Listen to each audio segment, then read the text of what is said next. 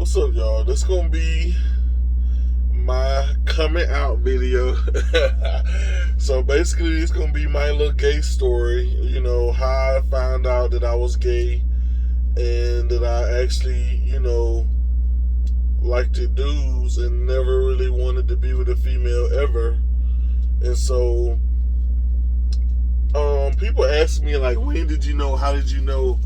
But I think most people know at a very young age. You might not have words for it. I definitely didn't have words for what I was feeling. I just knew when I saw my mom with her fiance or boyfriend that it was a male and female dynamic, and I knew that what I was feeling, wasn't that. And I remember the first time I actually was confronted when I actually literally had to deal with that word gay, because I didn't really know what it was. When I first had to deal with that word was when my first best friend I ever had, best friend I ever had when I was young was Samuel. And we was walking back. I think we were either walking back from football practice because we was on the same football team. We was doing rec, and his dad was the coach, or we was walking back from the park.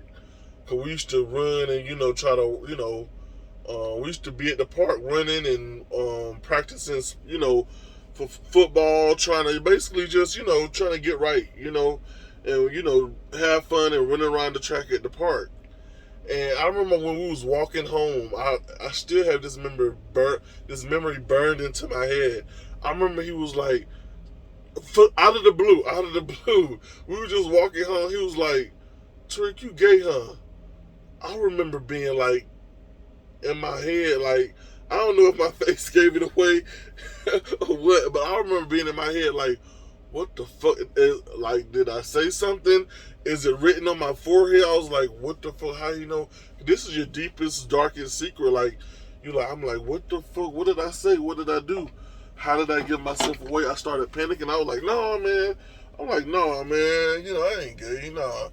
And he, we were always laughing all the time. Like, that was our thing. We was goofy as fuck. And I remember him started laughing, saying, "Nah, yes you is."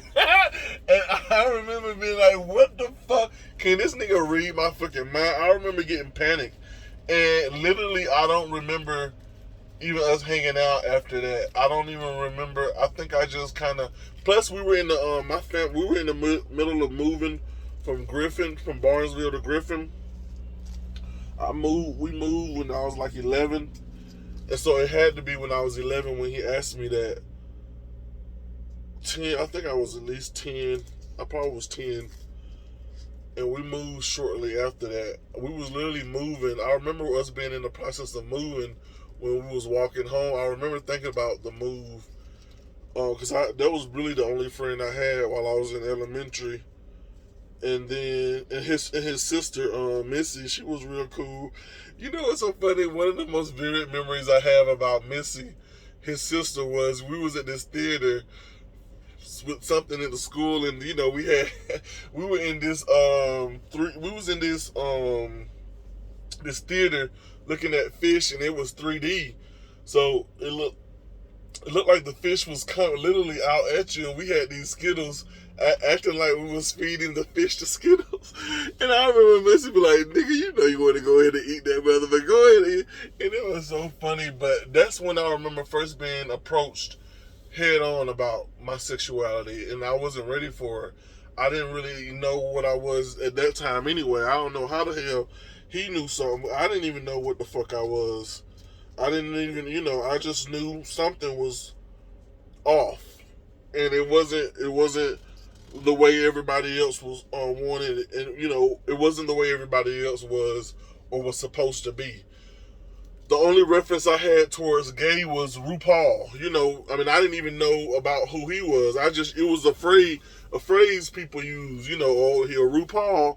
And that was just a sign, that was just a bad thing. It was a negative connotation, like, oh, he feminine. It was just like and I didn't see myself as a feminine. I was masculine. So I'm like, oh no, I can't be gay because I'm not feminine like that. So I was literally thinking, I'm thinking to myself, you know what, I'm gonna wait. When I get 21, that's when, that's when I'm gonna be able to have children. That's when I'm gonna start.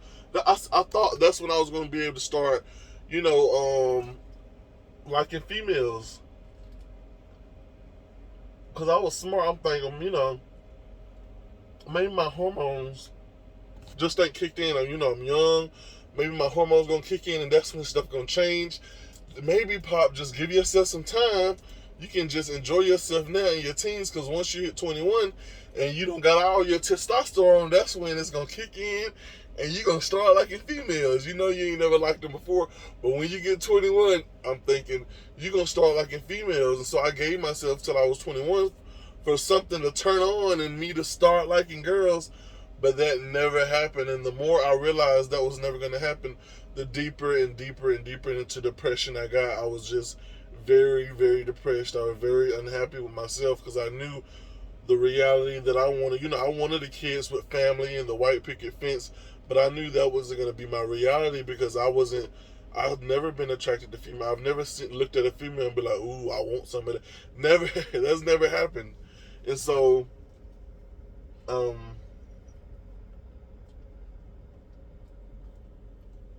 I just, when I was in 10th grade, once I got to 10th grade, I still was depressed. Remember all these years, ever since my homeboy, my best friend asked me in elementary, was I gay? I went into depression after that. I thought somebody could see the inside of me. I didn't even know what I was. And then being confronted with it really just swung, it just launched me into a real deep depression. I was suicidal.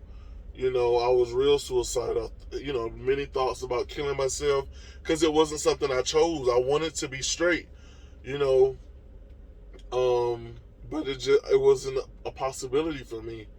I could never get aroused for females. It was just wasn't there. And I never went on a date with a female. I never kissed a female.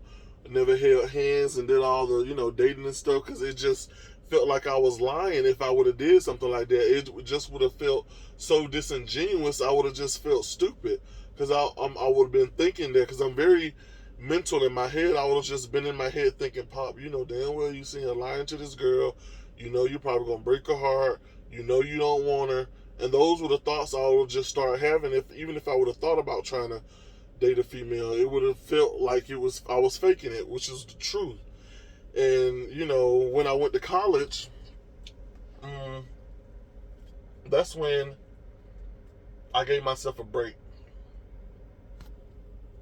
I said, Pop, you know what? If you are gay, you're going to find out. You don't really know. I kind of knew that I liked dudes then. I was just DL. And once I got to college, I was like, you know what, Pop? I didn't come. It wasn't really coming out. I basically came out to myself in college, but I wasn't out to my family. I was like, these people in college, I don't know these motherfucking people. I ain't gotta ask. They can't ask me no questions about who the fuck I am. They ain't got no business asking me no questions. So I was like, if these students know, they can motherfucking know. I don't owe them no response. I don't really know them. Might not never see them again once I leave college. So I tried to let myself be free in college, and I just started to try to experience stuff and learn stuff. I didn't even know what top and bottom was. It was a lot of stuff I was learning, and so. But when it comes to the coming out, I remember being in my dorm room, and I was sitting at my laptop that I had at my desk, and I remember my auntie. This is back when Facebook had instant message, and my Aunt Trail, she's really my cousin, but we call her Aunt Trail because we kind of grew up like that. Aunt Trail instant messaged me, saying, "Oh, Tariq, I seen your video," and I still don't know what video she's talking about to this day. I must have been drunk on YouTube and made a video, but I don't even remember saying no type of gay shit. But she was like, "Oh, Tariq, I seen your video on YouTube. Oh, I'm so proud that you came out about your sexuality." And when she said that, y'all, my heart just stopped. I'm like, what? Who? What? I ain't. She was like, "Yeah, I seen your video," and I just blocked her, stopped messaging, and I just went into like a I just stopped going to class. I just was in my room thinking like, shit, my world is falling apart. What the fuck I'm gonna do? Like, but I knew that at some point the walls was gonna have to fall down. The shit was gonna get out. And I wasn't bisexual, so I didn't have female friends that I could fake and say, oh, this is my girlfriend. I never dated a female. I was never dating females. So I could never be like, oh, this is going on. And so I could have never faked it. So I knew at some point, somebody was gonna know something because I ain't never bring females around. My brothers, they was dating females and stuff, and I wasn't doing none of that. And so once in the black family, once one person know, everybody know. Like, nigga, we know, nigga. But the good thing about my family is it wasn't so hard for me. Like, my family is real. Although we was raised in the church every Sunday and in the choir, I didn't get any pushback at all. My family was real cool, real understanding, real accepting. I remember my grandma when she was like, one time when this was the first day when I had came home from college and I had came back home, and I remember sending them. I remember me knowing everybody know this shit now. Nigga, when you walk through these doors, nigga, just know that everybody know you gay, nigga. They know you like niggas. And so I had went to my grandma's room because I was still very close to my grandma. And I remember my aunt, Aunt Liz, my true only real aunt, had came over, and she was, just coming to see my grandma, I guess, or whatever. Or she knew I was coming home. And she was like, hey. And she was like, oh, what's going on? She was always kind of like that tomboyish aunt. She was like that rough aunt. And she was like, hey, come on, little punk ass nigga. Come on, let's fight. And when she said the word punk, she was like, because she knew that I was gay at this point. And so when she said that in a playing way, she was like, oh, my bad, I'm sorry. And I remember my grandma saying, she hit me on the back. She tapped me on the back because I was sitting on her bed, and she tapped me on the back like this. She's like, Pop, that don't bother you, do it. She's like, oh, no, that don't bother Pop. Do it, Pop. That don't bother you. And I just remember, feeling a sense of relief that my grandma really just had my back and knew that I was like in mental torment. And I remember when I was in 11th grade, I'm tearing up now. I remember being in the 10th grade. That's when I took, that's when we moved. And when I got into my 11th grade year in Luella, when we was living in Locust Grove, Luella High School, I remember I was so suicidal, so depressed. I remember my sister noticing it, like, she's like, boy, something is wrong with you. You just mad at the world. And I remember it being mental torment. It was real mental torment. I was really, I didn't even fear hell. You know how people are like, oh, you going to hell? I'm like, hell must be a break if this is what I'm going through every day, inside of my mind. Like I said, I was suicidal. And I took psychology class. I took AP. I made sure I took advanced placement AP psychology, which was a college course in high school, because I didn't want to be in a class with people that were just goofing off and that was going to be laughing and not really taking the course serious, because I was in this AP psychology class to, convince myself not to be so suicidal. And they kind of, figure out what was going on with me and why I was gay and what was it. And, how people turn up gay, because I was like, I ain't never choose this. I'm battling this shit myself. And so, once I did AP psychology, and I kind of understood humans and behavior a lot more. And, but I remember me learning about myself and psychology, this was prior to me going to college.